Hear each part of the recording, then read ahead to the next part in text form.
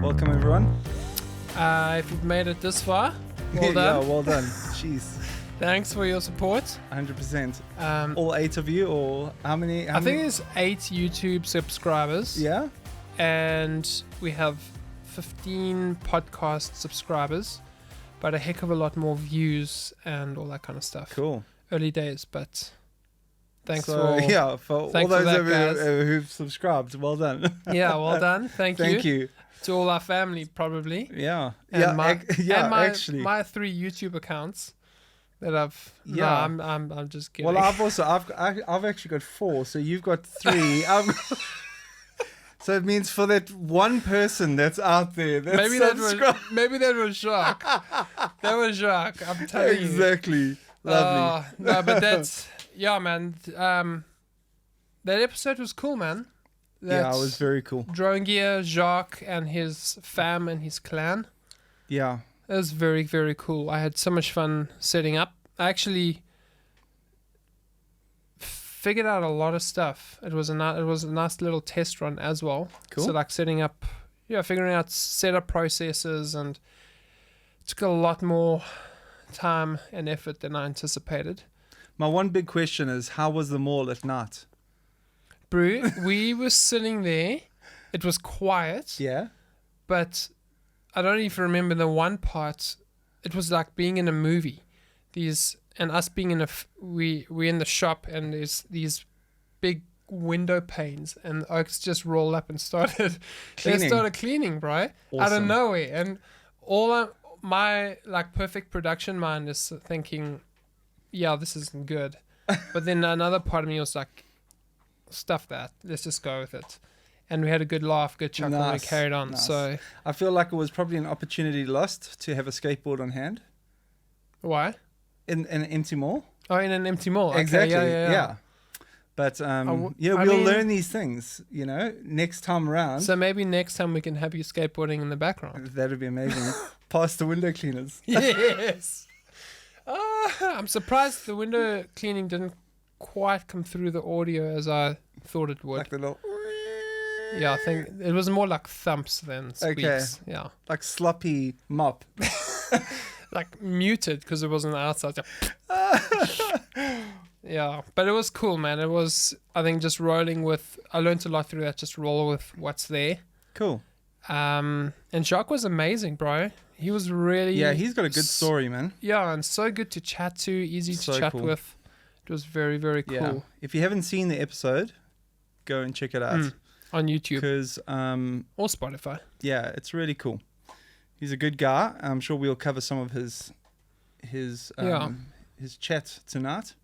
But yeah, do yourself a favor, go check it out. There's some good stuff to glean. Like clean windows. And yeah, glean. Here come no dad jokes, bro. Here come the gleaners.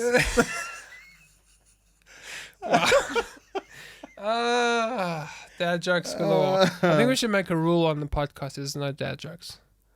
That's not possible, not gonna happen. Bro. Not gonna happen. No. Absolutely. Okay. Well, yeah, man. I think I wanted to. Yeah, we thought we'd just chat through a little bit of what stood out to us from the last episode. Yeah. Chat around some of those topics and see where the convo goes. Just so we're keeping everyone in the loop, at this stage, we're going to do 1 week. We're going to release a guest episode, and then the alternate week, we're going to release an episode with us two chatting. So it just helps with the workflow. It helps taking a bit of pressure off while we're also running our own businesses on the side. Yeah. Well, actually, running the podcast on the side. But well, maybe it's actually become running the business on the side. So we're gonna do that. Cool. So next week we'll have a guest episode, and the week after that will be, it'll be us two again. So Epic. We'll just keep alternating like that. And thanks to everyone who participated in the feedback questions. I had already kind of made my mind up, but that just confirmed what I was thinking is we're going to move our podcast release dates to a Monday instead of a Thursday. for various reasons, and Yeah. just being fresh in the week. Makes sense. Yeah. So, Cool. bro, talk to me a little bit about what hit you in the gut from that episode with Yeah, Jacques. look, I think there was so much good stuff that came from that, and I think if you've been following us on Instagram, you would also see some of the shorts that were all reels, as they call them. I think Short reels. short reels. There Real you go. short. Real short pieces of content. Yeah, and so I think a lot of the key points have been captured in those. But I think personally for me, his story was great, because I think it's a story that a lot of small business owners can relate to. Yeah. I think the things that were chatted about were applicable to everyone. He captured some of the essence of being a business owner during COVID, and trying to kind of navigate a new way forward.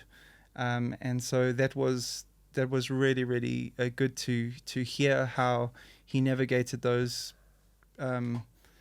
situations, and kind of how they came out the other side, and how they are pushing forward this side of that debacle. It actually changed the face of the business in the most positive sense. Like, I think the pandemic changed the face of all business, but I think for them it was a really positive thing. Yeah. From what I've picked up and what we discussed also, like, I think there was such a massive reevaluation of like who you are, and what you do and what you give yourself to, and kind of what you want to prioritize going forward. And I think those if anyone can kind of get around those questions for themselves, I think it does a massive thing in terms of giving them focus and direction moving forward. And it certainly did with them, I think, and it's, I think that was probably the blessing of that time. There was a lot of curse over that time, but but it was brutal. Yeah, but the good thing, I think, was that we reevaluated what we do. We reevaluated how we do things. We figured out new ways to do things. We figured out that actually it doesn't only have to be done in a certain manner. It can be done in another one, and our businesses aren't less for it. In some cases, they are better off. Yeah. So that evaluation kind of process was, I think, a very good thing for a lot of businesses. It was cool.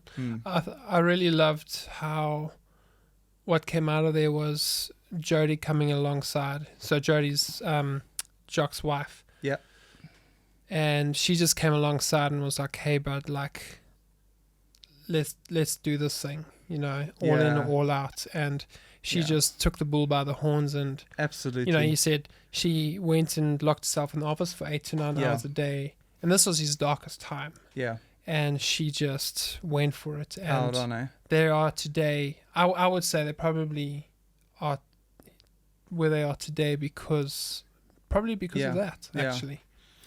Yeah, exactly. I think like when I was, that was definitely a standout moment in the whole conversation. It actually made me think a lot about kind of the prices our families pay in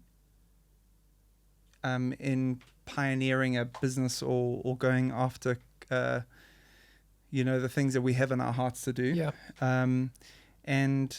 I think it, our families often are the unsung heroes, big time, bro.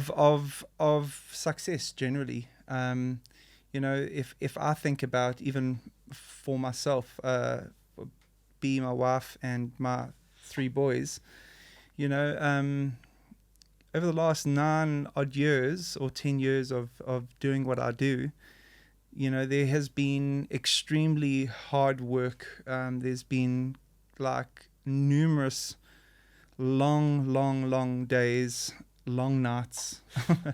You know that anyone that works with me in my industry knows the demand on designers, and you know, ultimately the people that often pay for that are our loved ones. They're the ones that are around us. They're the ones not just the clients. Yeah, they're the ones that like literally are there supporting us all the way through. You know, picking up the areas that maybe we can't see to because you know we've got things that need to be handled, and yeah, I just it put real focus for me on that story. It's Jody, hey?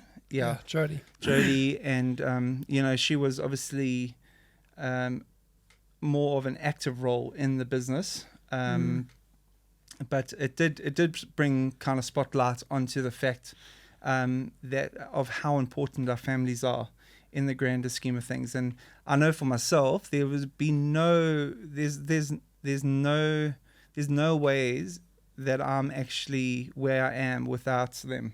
Yeah. In all honesty, completely like agree. it couldn't have been done without the backing of a family unit that's strong and supportive, and so that's been a massive thing for me. And it just it did highlight that again of just thinking and being aware of the cost that is paid in other areas. You know. Yeah.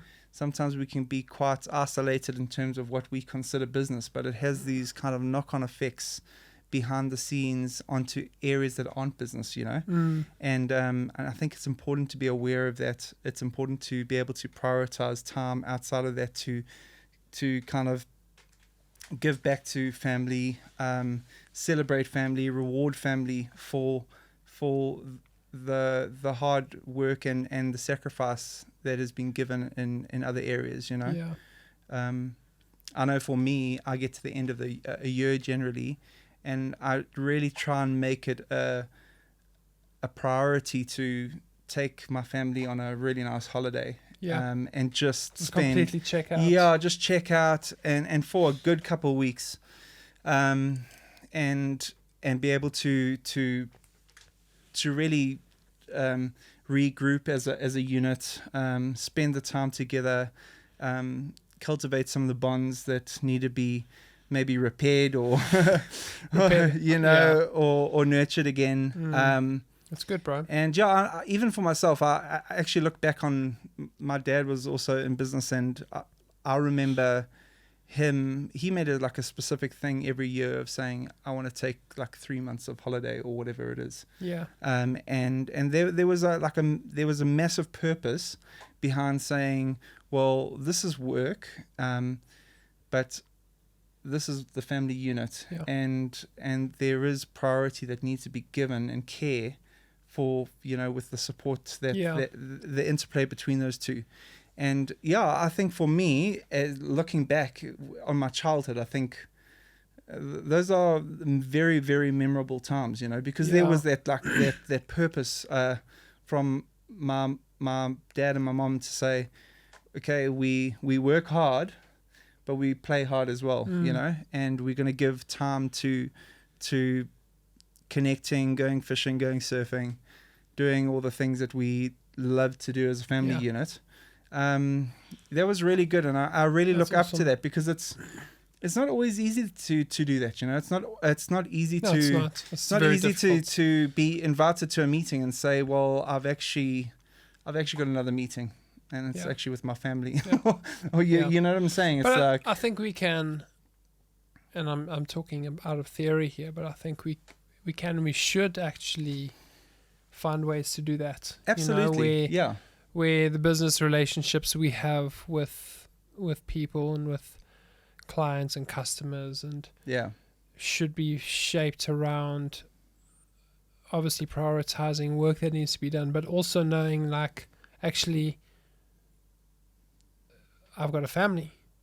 And that comes as a priority, you know. Maybe it looks like weekends we're completely unavailable. Maybe and it's going to be different for every single person. There's no one size fits all.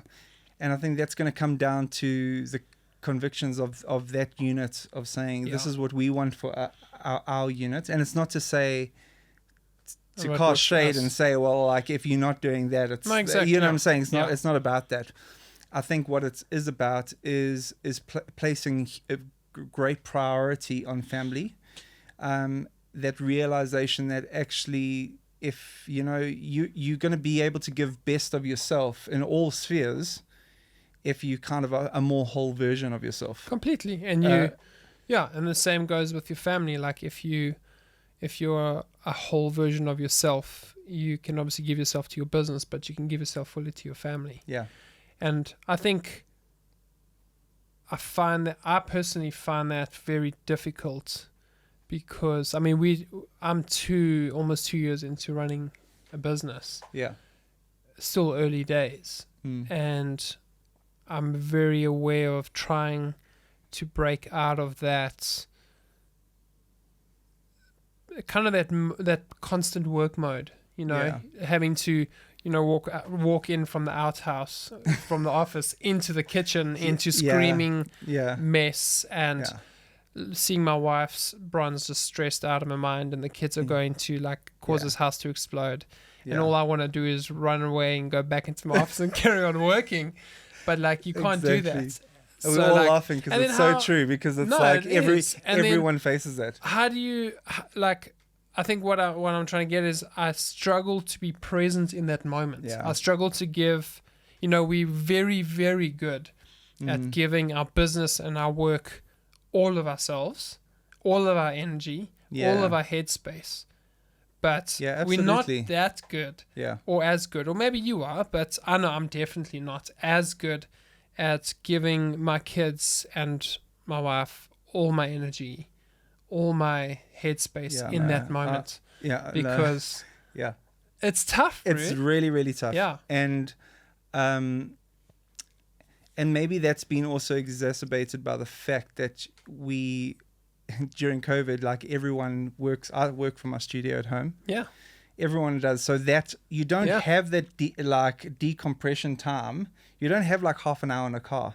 No. To kind of just, no. You don't have that drive home where you can, I've heard guys say, it's a good practice. And when you drive home, when you turn into your road, you're like, oh, you just leave all the worries on the road, and you load shed onto the road. Yeah. And it's like, I got about 3.5 meters to do that. That ain't going to happen. That shit's following me out the door. Exactly. And it's joining the rest of whatever's going on in the house, and you just have this this just concoction of all sorts of stresses of the day. But maybe there's maybe it's finding a practice with the family, like a centering practice or something, where you just all sit and I don't know, somehow maybe it looks like having dinner with the family and decompressing from the day. Yeah, absolutely. And I think and that would be actually a great question to ask in some of our future chats with people. Yeah. To kind of see how they navigate that, because I think we all face it. It's not anything that's unique to any one of us, and I think there's lots to learn. So there's huge stuff to learn, dude. I've got way more questions than answers. And absolutely. And I guess we're gonna create this space to ask those questions and kind of figure it out together. Yeah, I'm game, eh? Let's go. Come on. So, what else from that chat stood out to you or got you? I'll tell you what. I think what I really appreciated from that chat, and where I think the convo really started to kick off, was shortly after the window cleaning experience. Yeah. And actually where Jacques was talking about their motto with their staff, and because they've got younger guys coming through the shop, younger guys and girls, boys and girls coming through there, and kind of training, you have these guys come through, and they all you want to do is teach them how to be good businessmen or businesswomen, and how to make a sale, and how to convince someone to buy something.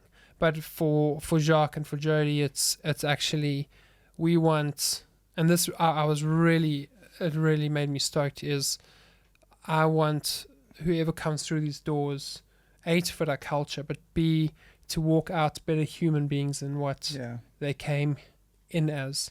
And that for me was like, that's amazing, bro. Yeah. Like you don't hear that a lot. Yeah, it is amazing. And it's much harder to do than just to be like, well, it's way easier just to go on about business and to emotionally detach oneself from the activities of day-to-day work.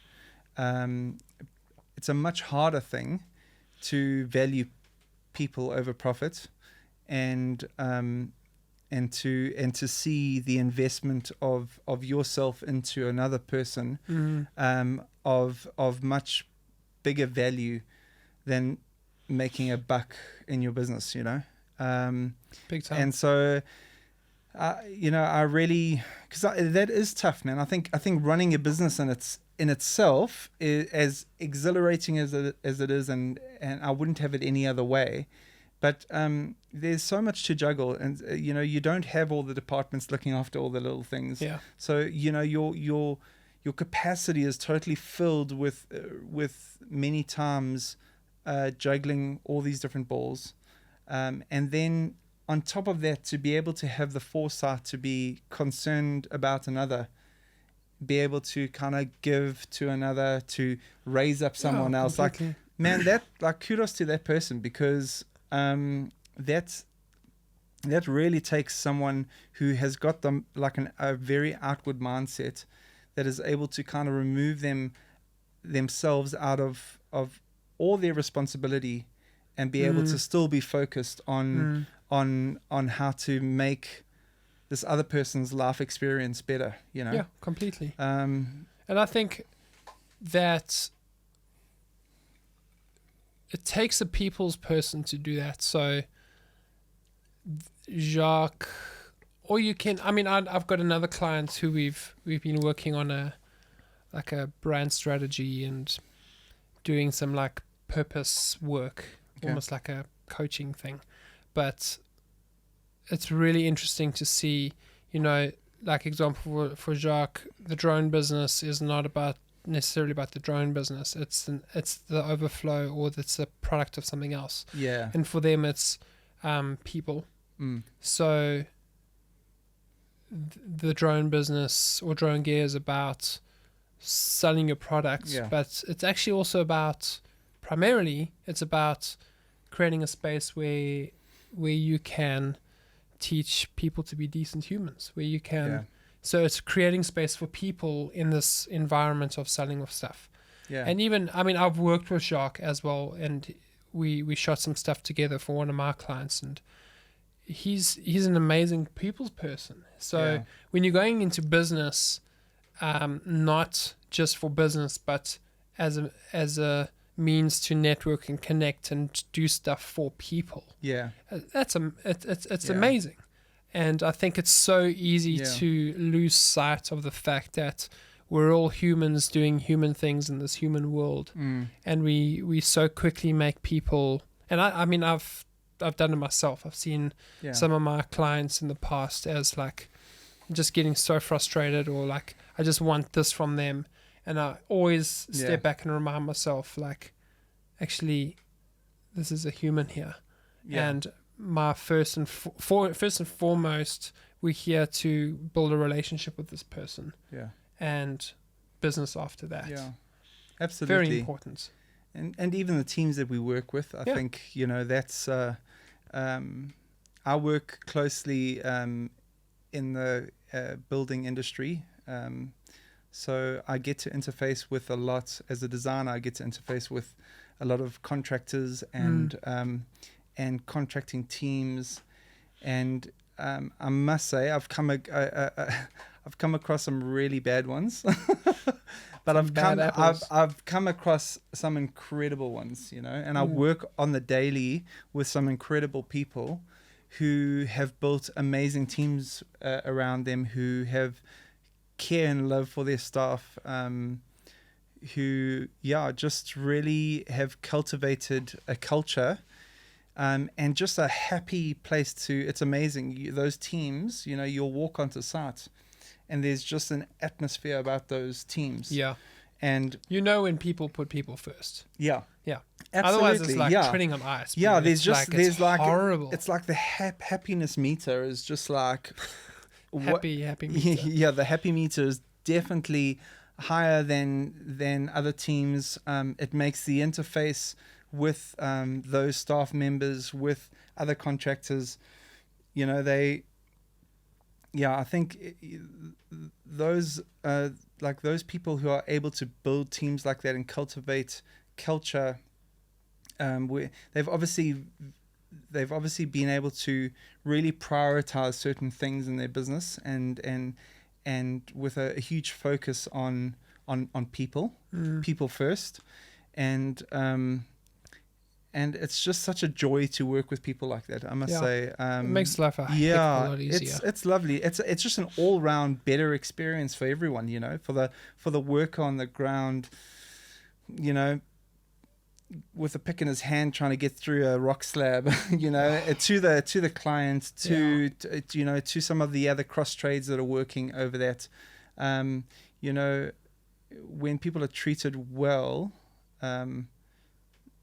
they generally treat people well. Yeah. And so there's this kind of beautiful cyclic nature of that happens, as we cultivate those people first ways of doing business, and I've definitely been on the receiving end of that, and I hope I do, on the daily, try and cultivate that as well, that really appreciate people. Yeah. Because, we spend, and I think Jacques also, he also mentioned that we spend like most of our lives doing this task. Yeah. It's like, we're not here to live for the weekends, although we do have times where we do. I definitely feel like I live for the weekends sometimes. Yeah, absolutely. But it's like we do have this whole life that we're living, and so I definitely, for me, I look at guys that have more experience than me that have been able to kind of walk this road, and cultivate some of these really good things, cultivate good teams. There's some good things to learn, eh? Oh, they are. Yeah, they are.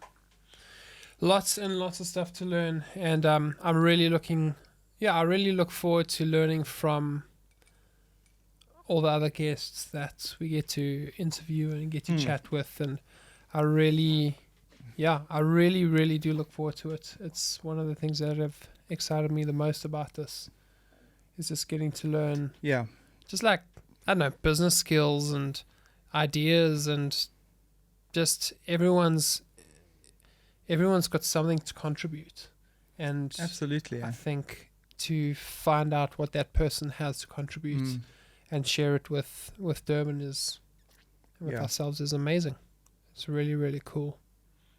Yeah, it's really exciting, I must say. And I think it's going to be like that as we unpack some of these stories. We're going to realize kind of what we have, who we have around us. Yeah. And what people and businesses are offering, and I'm excited about that.